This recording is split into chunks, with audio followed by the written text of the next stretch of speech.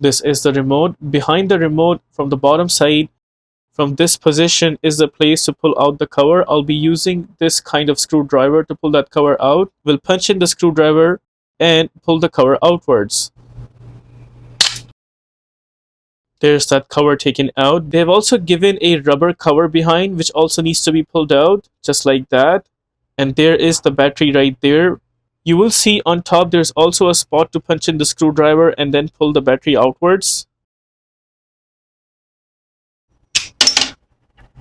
There is the battery taken out. We will be needing a CR2032 battery. Now my battery is good, so I will be installing it back, and you can use the same steps to install a new battery in your remote. Now to punch in the battery, make sure the plus sign stays at the top, and while putting the battery, make sure you are sliding it downwards first, just like that, and then punching it downside. There the battery is installed. Make sure it's not coming out from the edges, and in this case it's not, so it's good. Now we will go ahead and punch in that rubber cover first.